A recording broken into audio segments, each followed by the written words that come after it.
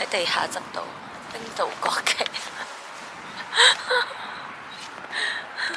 哇！黐線，你望落去，我哋而家唔知係幾高嘅山啊！哇！救命！真係北極光啊！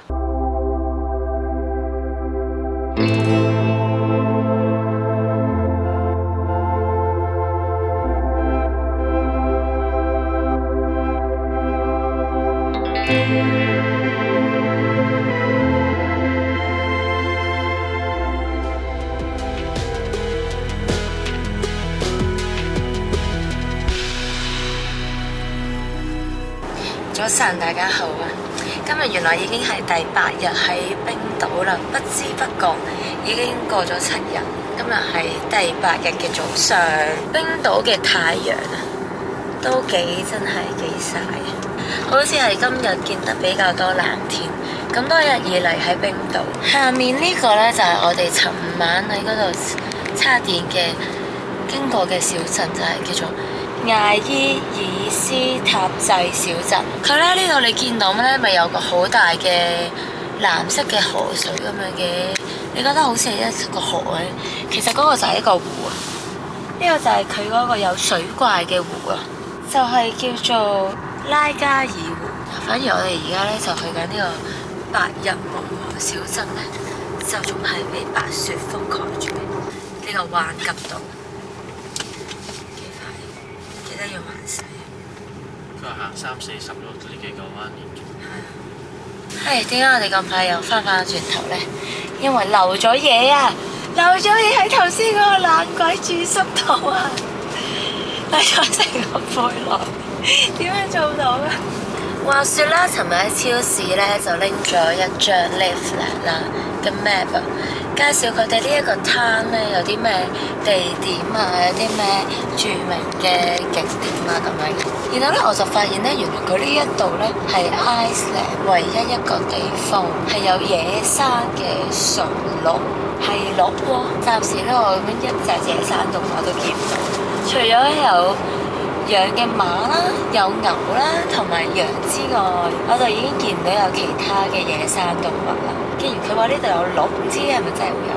等我觀察下啦，朝頭早。不過朝頭早都未必會出嚟嘅呢啲動物，但係夜晚都唔見，咁即係應該都冇。同水怪一樣，都係一個傳說。再翻嚟呢度，尋日我哋就喺呢度停咗車啦。咁當然冇而家咁樣日光日白啦。就推住啲篋咧咁樣上嚟呢一度，仲要樓梯。之後咧佢啲指示都其實唔係好清晰。咁咧呢度仲有條樓梯啦，行上去呢度咯。好似真係唔得。仲有少少樓梯喎。今次真係正式出發啦，拎翻個袋啦，出邊擺咗一對鞋喎，因為我哋本身個密碼咧入翻個 apartment 已經唔啱啦。見到擺咗對鞋啦，就敲門啦，就應該係有人執房或者嗰啲負責人啦。果然真係，因為我哋與此期間咧就打電話俾嗰個人啦，用 WhatsApp。係啊，但係冇人聽啦，因為佢搞緊嘢嘛。係佢就係執房，好彩佢就開門俾我哋，就拎翻個書包啦。裡面有啲咩貴重嘢呢？有水啦。仲有啲咩手套啦，好多御寒衣物啊，乜乜東東都喺晒裏面嘅，太黐線，太黐線！嗱，隔離呢個係一個 church，呢個地方嘅地主咧，應該就係呢個教會所擁有嘅。咁我哋而家嘅先至再重新開始，12點先開始我哋嘅旅程。上到嚟呢個山，你估唔到啲雪都仲喺度，中間個湖咧，你都已經結咗冰啦，見唔見到呢個淺色啲嘅地方咧就係結咗冰啦，藍色啲嘅地方咧就係仲未結冰嘅湖水啊！一條路就係圍住呢個湖咁樣一直延伸落去啦。個湖咧就結晒冰啦，呢邊都係結晒冰咯，呢啲都係水嚟嘅。發覺而家咧上咗山咧 ，Tesla 顯示1度啊，頭先喺下邊咧都有6、7度，而家係顯示1度。對面嗰邊有陽光。勁大風啊，好凍啊！前面呢一條路超級斜，兩側邊都係雪山，唔係講笑。原來呢個小鎮經過重重嘅雪山先去到。哇！呢個斜嘅幅度係真係頗斜，我諗有1:6咁斜。咩啊？俾人哋啊，最多10㗎，唔係6㗎。1比10咁斜，1比10咁斜，跟正反，跟正反。唔係咁樣計㗎，人哋係幾十㗎，唔係10咁樣。成就話好斜就得㗎啦。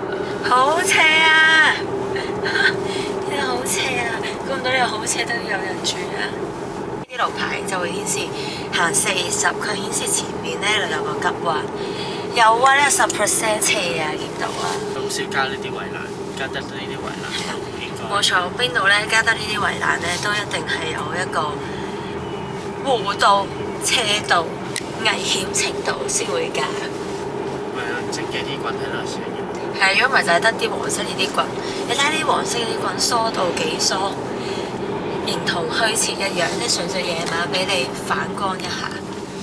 前面中間呢個峽谷下面有個湖仔，而家得翻少少藍色㗎啲水，好藍。冰島嘅啲水真係好藍。見到呢個山呢，佢一層層嘅熔岩咁樣，有一條瀑布仔咁樣流落嚟喺個罅度。全部勁多都係咁，一級級咁樣落嚟。而前面呢，就係見到我頭先所講嘅藍色嘅湖啦。呢度都係咁噶，呢個都係一個瀑布仔。到咗呢個小鎮啦，咁咧呢個小鎮有咩出名呢？白日夢冒險王嘅一個小鎮嚟嘅。睇電影裏面呢，佢就係飾演格陵蘭啦。我哋可以欣賞下佢哋五顏六色嘅屋仔啦，同埋佢有個教堂嘅，有條彩虹步道喺前面。In 300 meters, you will arrive at your destination. 我更正翻先，呢一個頭先見到個湖呢，其實唔係湖嚟㗎。睇翻個 map 呢，係流出去大海，所以嗰度已經係大海嚟㗎啦。Now you have arrived at your destination. 被山圍住嘅一個小鎮，冰島真係好中意呢一啲綠色㗎，我發覺。呢個就係呢個鎮上面出名嘅教堂。Now your destination is on the left. 原來粉藍色嘅呢個 baby blue 色嘅教堂。前面呢度呢，仲有個彩虹嘅步道。我哋落車睇下。哇！終於落咗車啦，都係幾大風。今日嘅第一個景點啊，就係呢個小鎮嘅呢個教堂啊。就呢度 baby blue 色嘅教堂。佢呢度呢，仲有係海嚟嘅，唔係河流啊。但係呢度有條少少嘅河流，係流出去呢，就係大海噶啦。我已經研究咗個 Google Map， 因為佢呢個最東邊嘅一個小小嘅城鎮，好靚喎！呢個 small town， 而家全部啲屋呢，就喺晒度啦，喺晒個山腳下面，就圍住呢個湖泊仔，再從而流出前面就係大海啦。呢個粉藍色嘅 baby blue 教堂都幾靚。前面呢，呢一個位呢，係一個車道之餘，仲有個彩虹嘅步道。睇落去唔凍呢，但係其實冰島好凍。我都係戴翻手套先，太大風啦，太凍頂唔順。但係大家一齊 explore 下呢個小鎮。呢啲屋呢，都幾有特色啊，畫晒畫喺上邊。呢個就係彩虹步道啦，沿住呢個彩虹步道一直咁樣行，你就見到教堂㗎啦。靚唔靚啊？好少人啊，呢個鎮，好似嚟嘅都係遊客，因為自己噴嘅啫喎，幾有特色噴。如果冰島呢要買藥呢，就要認住呢一間類似十字冰島嘅藥局。雖然我冇入過去，冰島啲雀都特別大隻。睇下有啲咩提示喺側面撞下。好似閂咗嘅喎，兩側邊係樓梯，呢邊都係樓梯，咩都睇唔到。呢個教堂都幾高，想喺出邊裝都裝唔到。但係應該就係禮拜嗰個場地。出邊呢就有野餐台啦，仲有個雕塑啦。另外呢度仲有張凳，俾人哋喺樹下邊坐低。同埋呢，冰島呢都係嗰啲建築物呢，教堂啊呢啲呢，真係好中意用粉紅色凳嘅。睇下，好中意打粉紅色凳上去夜晚。呢度呢就係頭先我哋喺山上面望落嚟啦，呢度就係海嚟嘅，出去呢就係海噶啦，唔係河流啊咁簡單。呢度都有個瀑布仔啊，喺山上面流落嚟。如果得閒嚟到冰島東邊嘅話，都可以順路去玩呢個 small town， 好多唔同顏色嘅呢度啲屋仔全部都。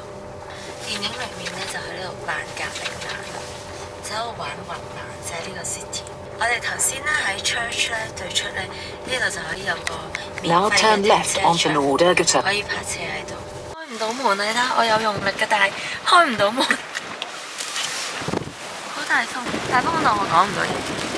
我就想睇呢個瀑布，幾有氣勢啊！所以就好凍啊！我哋啱啱就喺呢度咁樣落嚟，勁大風吹到個頭勁亂。頭先大風到吹喐咗個人，行前咗幾步，唔係褪後咗幾步，太誇張啦！我根本影唔到相喎呢度。你睇下有大風啊，勁亂個頭。公路旁邊嘅一條瀑布啦，氣勢幾磅礴，仲要超級大風添，影唔到相根本。我哋咧而家咧就翻返去大啲嘅灘咧，又係我哋今朝早經過，望落去見到嗰個灘。就係去翻嗰邊叉電線，叉多啲電，我哋先可以行更遠嘅路啊！其實沿途呢個即係山邊呢個公路咧，都係勁多呢啲瀑布仔嘅。我哋航拍其實真係冰島有時候都未必用得着，因為好大風。呢個就係我來幾親咁樣，其實都幾靚。唔知有冇名嘅 Google， 可能每一條瀑布都有名。超凍，呢邊嘅氣温同埋我哋頭先嚟嘅出發嗰邊個小鎮嗰個氣温都差好遠。呢邊係勁勁大風咯。大風到咧，啱啱落車咧，你都見到我落咗一陣之後，我就戴翻手套，搞唔掂。去嗰個瀑布咧，都係食晒風，都係超大風。又嚟翻呢個叉電站啦。話說咧，冰島咧幾有趣啊！你睇下前面呢度一個字咧就可以表達到好多意思，但係咧幾長。尋日咧，我哋落嚟呢度咧，咪落晒雪嘅，而家溶晒，一滴雪都冇。彷彿好似從來冇落過雪一樣。見到呢度有幾個山仔晾喺度，今日都仲晾喺度，所以咧我懷疑呢一間咧應該係真係積蘭山嘅間鋪頭。呢個就係佢哋 sell 啊！我哋有衫啦，有襪啦，有頸巾啦。呢度執到一個冰島國旗，喺地下執到冰島國旗。擺翻側邊啦！等緊叉電嘅期間，我哋又嚟咗呢個 M1 油站度食嘢，有熱狗啦，間都係咁噶啦，有脆洋葱同埋新鮮洋葱，係靚薯，其他我都見唔到有，好似得呢度有羊肉湯，我終於去見到啦，佢係真身，等我試一試佢廬山真面目啦，真係有肉噶。佢收咗2000幾蚊呢碗湯。麵包咧就係、是、你隔離個有個籃咧，要自己夾嘅一兩塊。傳統嘅羊肉湯，啱啱試咗一啖，都幾甜。佢有啲薯仔啦、洋葱啦同埋紅蘿蔔，淡淡地、清清地嘅甜味。羊肉咧，我聞落去咧呢度有少少羊味，但我食落去就冇乜。呢個湯係好稀嘅，有啲似中湯嘅感覺。咬埋麵包試下。冇乜特別，呢個麵包點嗰個其實，因為終於唔鹹啦呢個。發覺冰島東邊呢一度咧嘅樹木咧，真係比其他地區係多。其他地區嗰啲山咧，即係都係得岩石啊、火山岩咁樣嘅感覺。但係呢度咧真係樹林咁樣啊！果然係鹿會住嘅地方。喺其他地區都唔係咁大感覺得咁多樹。但係呢度咧就真係有好多樹咯，係好似呢邊係比較溫暖啲，就算啲雪啊都一晚已經溶晒。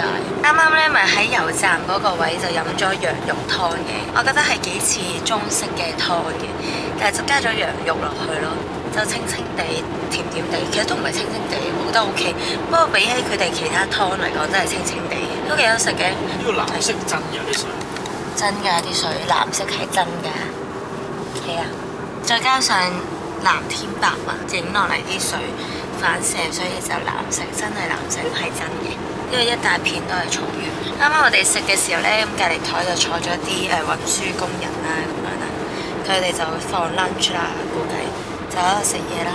跟住我哋行到出去油站個門口呢，就見到一大堆蟹喎，不過我就發覺原來佢哋咧，除咗對鞋先至入去油站嗰度食嘢，可能擔心太污糟。同埋我想試咧冰島咧，佢哋呢個本地嘅一個橙色嘅，好似橙味嘅汽水啊，嗰罐汽水，等我有機會試一試好唔好飲。咁我哋而家咧仲有17分鐘就到呢個 car park 嘞喎。呢個咧係出名，係一條瀑布嚟嘅。點解咁出名咧？就係咧，佢係喺紅色嘅岩石層咁樣一間間咁樣紅色嘅，而流落嚟嘅一條瀑布。但係我仲未 find out 到係咪真係要行咁耐。咁一陣轉頭再見，我發覺今日陽光真係好猛烈啊！擘唔大隻眼講嘢。呢一條路成條路都係對住個太陽，超級曬，睇唔到嘢。網上面啲人咧真係話停咗車之後咧要去行上去。好啦，我哋喺呢個停車場咧落咗車啦。亨利瀑布，陽光普照之餘，仲有天空有條彩虹添啊！見唔見到啊？呢度帶晒裝備，準備行上山。呢個停車場咧要收錢嘅，呢度係一條彩虹。呢度咧就係要收錢嘅，呢度有個人企喺度。呢度就有個，我哋而家喺星星呢個位啦，一直咁行上去啦。一條細細啲嘅瀑布啦，跟住再行上去啦。原來呢一度先至係我哋嘅 destination， 紅色岩石嘅瀑布。咁應該都有排行。佢好似話預計 walking time 2粒鐘。咁我哋上去呢個細細啲嘅瀑布睇下先。行山啊！今日秋高氣爽，天氣好。彩虹啊，又出現翻啦！去到呢個位咧就有個閘嘅，以防啲羊走失。啊，係咪咁樣推開？望翻落去就係頭先嗰個湖面度同我哋個停車場。一望就係對面嘅山全部都係白落晒雪，但係呢邊嘅山咧就冇雪嘅。同埋呢條斜路咧都頗斜嘅。呢條路斜到係咩感覺咧？你哋行得幾順？有時候咧有呢啲位可以坐低休息啦，同埋呢度影到好靚嘅峽谷啊！呢度真係要着登山鞋。我冰島旅行登山鞋一對就夠啦。前面細路仔都行，希望我哋行到嗰個框嗰個位，睇下影面到條瀑布啦。開段嘅路咧就見到綿羊啦。Hello， 羊羊。Hello， 佢真係望過嚟。Hello， 終於條路咧比較平坦。頭先一直 keep 住都係斜路，後面啲人勁細粒，加油啊大家！呢個湖。行高啲就會見到更加靚嘅景色㗎啦！咦，我哋話咁快真係行到呢個框喎！我本身就話淨係行到呢個框，睇下影唔影到。結果真係見到條小瀑布咯喎，好似睇下我而家喺冰島行山嘅樣。呢度咧又有一個閘，又係防止啲羊走失。咁即係佢哋淨係呢一個 area 啦。嗱，呢度又有一個閘啦，點樣開㗎？咁推開。冇錯，就推開。哎呀，又嚟到呢個展望台啦，見唔見到呢個 L 字頭嘅細型瀑布就喺面前啦。如果咧要去到嗰度咧，最要呢個亨利瀑布，係冰島第3高嘅瀑布，條路真係好夠斜。明明咧話要落閘啦，但係呢度咧有2隻羊咧都走咗過嚟，喺懸崖邊呢度跌落去就。密密食草，唯一一個行程今日就完結咗啦，先至行得個20分鐘，因為我哋要繼續趕路去呢個 Hofjord 嘅小鎮，冰島嘅東邊，而家再揸車去冰島嘅東南面。睇我哋頭先淨係睇咗呢個細細地嘅瀑布仔，仲有上邊呢，冰島第3高嘅瀑布咧都冇上到去，淨係呢度完全望到，就要走啦，好慘。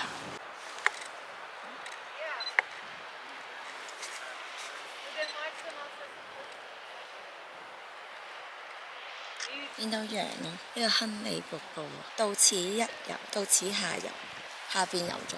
Hello， 小肥羊。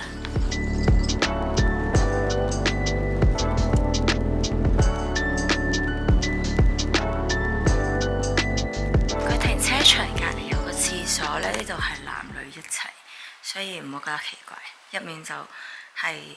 仲有門嘅，我明明咧喺網上做資料搜集嘅時候咧，就話呢一個瀑布嘅停車場咧係唔使收錢，但係點知咧頭先就要收錢啦，同埋嗰陣時就講話好似起緊啲 Centre 可能就係起緊呢一座嘅新起嘅，先至停車場要收翻錢，但係就有得免費廁所咯。我哋而家呢就即將上翻車啦，話咁快行完山啦，行咗半個鐘都冇好似，跟住呢就睇一條細嘅瀑布仔，咁最高嗰條呢就冇去到啦，因為來回都要啲時間，因為我哋今日要去翻東南邊嘅一個 city 叫做霍芬鎮啊 Hoven 鎮，所以就而家出發啦。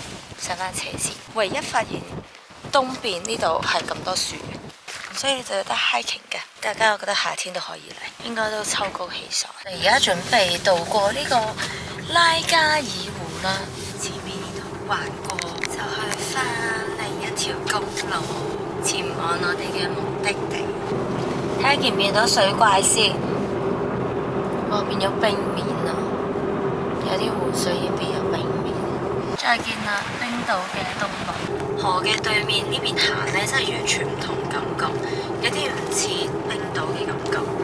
因為冰島呢，前嗰幾日都冇見過有咁多樹，呢度兩邊條路呢都係好多樹嘅森林嘅感覺。呢度呢就可以俾人露營嘅，見到係好多 campsite 啊，又上咗月球啊！你睇下呢度啲路，勁真。即係火星表面，而家又白白地，又啡啡地，又綠綠地咁樣。95號公路往呢個 Hoven 同埋一個叫做 OSI 嘅地方方向，就係呢條咁樣嘅路啦。哇，幾得一個窿，跟住有啲瀑布仔咁樣。係啦，呢度就係個瀑布，有條河咁樣流落去。哇！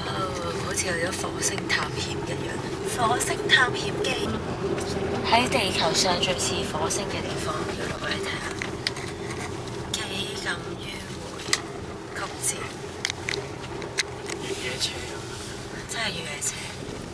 我而家又上坡，仲要呢個斜度係頗斜啊！你咁樣睇，過山車嘅路，真係過山車嘅路，呢個真係過山車上去，準備要衝落去嗰條路咁樣。準備好未？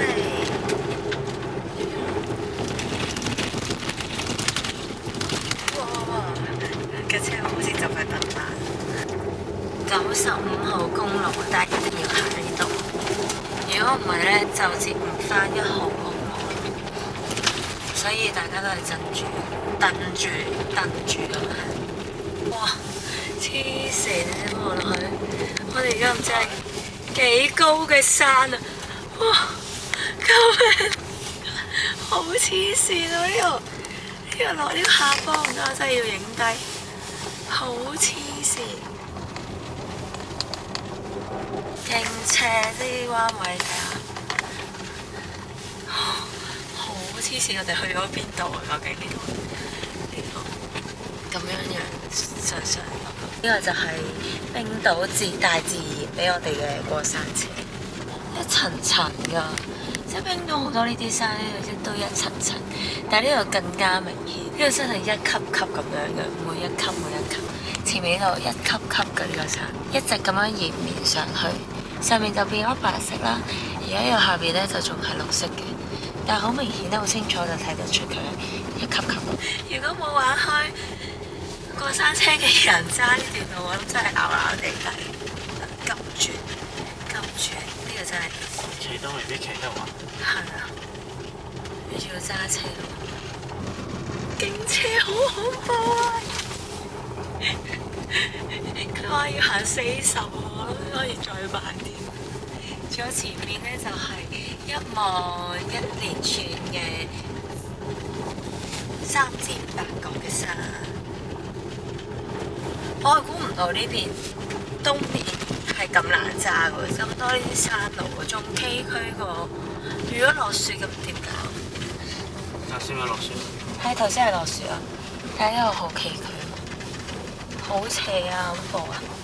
而家喺山下面呢一個位置，有一條幾靚嘅瀑布，簡直係大自然嘅鬼斧神工。擺咗張台喺度野餐，呢個係一個幾好嘅位置嚟㗎，即係欣賞風景。開完窗閂翻窗，吹到我個頭咁咯。出面幾大風，呢段路呢，因為要好慢速你先至落坡，即係行呢個下坡。所以而家都係29分鐘，好似一直都未行過咁，靚到不得之。睇下前面呢個我哋自己改嘅黑暗城堡山，佢而家有陽光喺度灑落去，打落去佢嗰個山上面，仲有連綿不絕嘅雪山喺前面等住我哋。啱啱行完95號公路，而家接壤翻1號公路，沿住呢個海邊呢，就見到日落啦，夕陽加呢個山，真係好靚。而家啲陽光仲要打咗落去對面山啊！呢個晚霞、夕陽，再加上頭先去瀑布睇到嘅彩虹，會唔會帶俾我哋幸運今晚可以睇到北極光呢？又有野餐嘅地方啦！哇，靚到呢！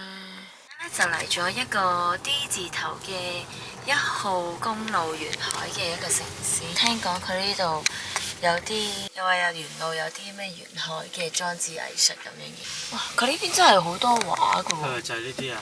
藝術？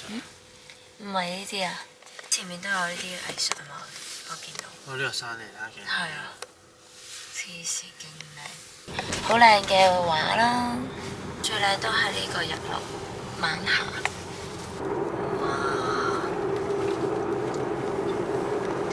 超級靚啊！冰島1個鐘頭16分鐘先至到啊！好棒！呢個 city 啊，沿海嘅冰島嘅海洋。一路之前講多啲路啦，希望我哋呢度周圍都係黑沙灘。呢度就係東角山啊！哇，真係好三尖八角喎！好似個人咁樣望住你。點解呢？耷低頭。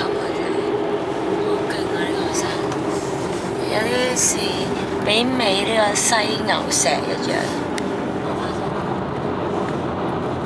前面左手邊有個三牛石咁樣嘅山嚟，嗰度就係西角山啦，又稱之為蝙蝠山。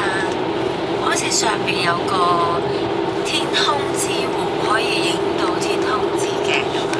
頭先我哋啱啱喺呢個隧道衝出嚟嗰下，就見到呢個景色。仲未日落完啊，仲有少少嘅紅色橙色，勁靚咯！而家6點26分，就到達我哋嘅 Hoven 嘅 hotel。因為咧呢個小鎮咧就出名食龍蝦，所以咧就今晚唔煮嘢食啦，就出去食龍蝦。In 200 meters, turn right on Tranås. 呢度就係我哋今晚嘅住宿啦。依家咧我哋尋日住嗰個小鎮咧，佢呢個品牌咧都有喺嗰度有間酒店嘅，仲連埋可以去 VOK 嗰個溫泉，但係咧就貴好多啦，貴成幾千蚊，咁所以咧就冇 book 到啦。仲未日落晒啊！但係好大風啊！你睇下，你睇下支旗，嗰支旗杆都吹到入下，唔係講笑，個冰島地方。今日仲要好好天喎，希望可以見到極光。呢度咧就有個茶灣洞。有個人坐喺度歡迎你啦！呢度咧有個 lobby 啦，好多台凳可以坐喺度，真係冇 lift 喎。佢頭先就係想講係得樓梯係冇 lift 嘅。咁樣？問咗個 staff 啦，呢度係冇 elevator。大家如果住呢一間酒店咧，有心理準備搬爛啊啲樓，要邊咧？係望海呢邊啊！睇下，喂，哇，好靚喎！見唔見到而家未開燈？見到出邊個海？呢度就有一個鐵管嘅造型嘅衣架，咁咧仲有呢個位啦，可以擺行李啦，仲有啲毛巾喺度啦。呢個咧仲有一張凳啦，可以坐喺度着鞋啦。跟住咧。仲有呢個全新嘅，仲有夾萬喺度喎，好似第一次喺冰島見到有夾萬。好，另外呢邊咧就係廁所啦。廁所有個正方形嘅鏡，佢用呢個牌子嘅呢度 hand wash 啦，同埋 hand cream 嘅，幾好喎呢個。呢個星盤咁樣，之後呢邊有嘢，有得擺嘢。咁咧呢個咧就係咁嘅一個室。嗱。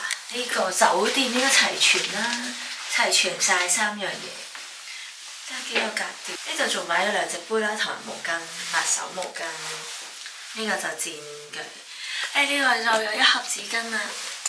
呢個就風筒、紙巾架。幾靚咁喎呢個 pattern。呢度有個小小嘅台仔，電視遙控啦，都係有咖啡機嘅呢度。仲有4粒 capsule 添，可以試下。茶包都係有嘅，有3包 Earl Grey 同埋 English breakfast。呢個唔知咩牌子嘅咧，未見過，但係佢有4款唔同味啊！哇，希望可以喺呢度見到極光啦！今日你睇下，呢度就係望出去嘅景色啦。係冇光害㗎，冇乜光害啦，可以咁講。希望可以見到極光啦，今日冇乜雲。冰島呢度咧嘅床咧，就算雙人床咧，好多時候啦，都係2張單人床咁樣合拼一齊。你睇到中間有條罅，呢度都唔例外，所以其實勁大咯。但係咧，我覺得啲燈咧好暗。冰島嗰啲酒店咧啲燈咧好暗。我哋第一晚喺首都住嗰度咧，又係咁。超暗，開晒成屋嗰啲燈咧都勁暗。除咗呢個咯，你可以喺度寫下嘢。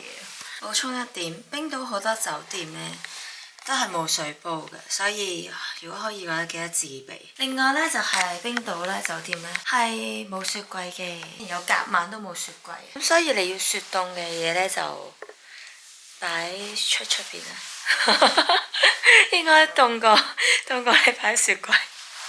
唔係我講笑嘅。不過你真係可以，不過我唔知會可能俾人拎咗。但係我哋而家喺2樓都唔知可以擺邊添。唔慣赤腳喺室內行呢，就記得帶拖鞋。除咗室內拖鞋之外呢，記得要帶牙膏牙刷啦，佢哋都唔會提供嘅。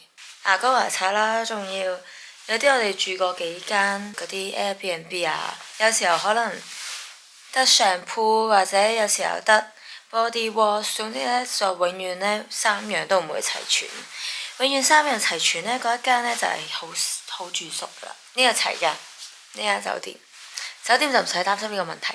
酒店咧就要擔心雪櫃同埋水煲嘅問題，同埋牙膏牙刷，同埋有時候佢哋會冇朗口杯，所以你都可以帶定一個接得嘅杯都得。所以呢個就係冰島旅行嘅小貼士啦。我哋而家去食嘢啦。就係呢間餐廳啦，就咁睇咧都見到已經燈火鼎盛啦。呢邊咧就排滿晒啲漁船啦，都有碼頭仔，有2層嘅喎呢間。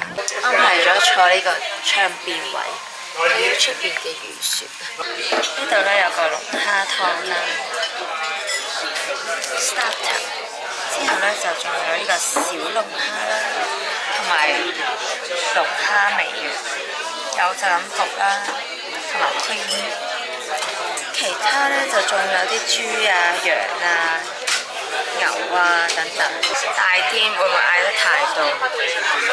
呢個豬蛋糕好黃色。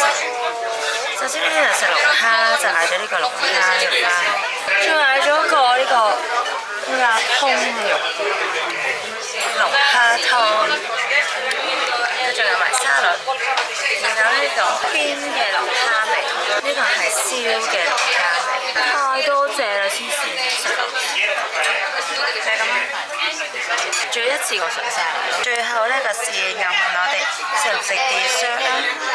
呢個係最 traditional 嘅冰島 dessert， 其實就係 yogurt 整得好型。呢度咧好似啲熔岩咁樣，等我試下先，布丁咁樣嘅質地。我哋就係食咗呢間啊 ，P 字頭呢間，仲有架車仔。啱啱食完出嚟，你睇下，吹到我個頭都未，呢個頂帽點解變咗咁嘅？我哋個 lobster 咧 encore 咗第2次，所以我哋 total 係食咗2盤 lobster 啦，1盤 cream 細嘅龍蝦仔啦，就覺得麻麻地。再 encore lobster， 同埋咧第一次嗌嘅時候就嗌咗個 duck and pork， 都 OK 嘅。嗰個豬咧都好細嚿嗰隻豬，都 OK 嘅，好食嘅。跟住咧最後咧 dessert。traditional 嘅一個 Iceland 嘅 dessert 就係其實係 yogurt 仔嘅 yogurt， 再整成好似火山咁嘅樣，OK 嘅，幾好食嘅我覺得。好似未試過咁夜喺呢個冰島啊！啊，睇下呢度光到連呢度 cam 都睇到啊！真係北極光啊！嗱，我都話呢度見到好似有啲雲咁樣噶啦，真係北極光啊！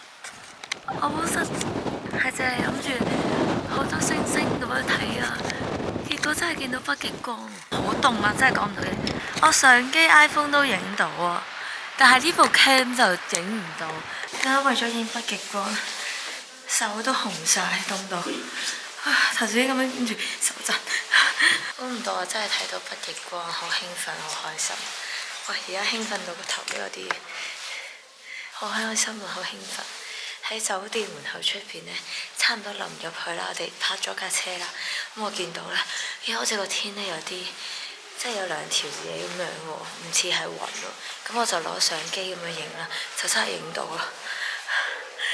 好彩，我晏晝都話我今日會睇到噶啦，真係睇到啊！要同大家分享，我自己 iPhone 電話都影到啊！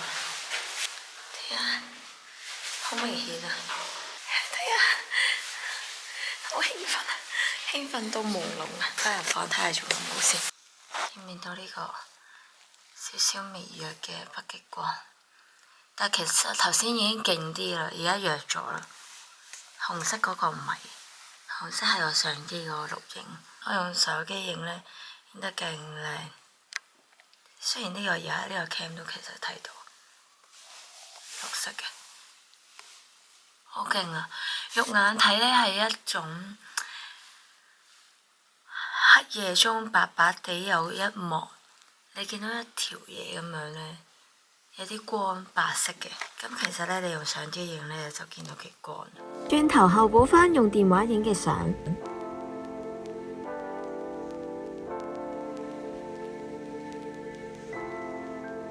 我本身初頭原意係想睇下呢度咁多星星，點知就俾我見到北極光。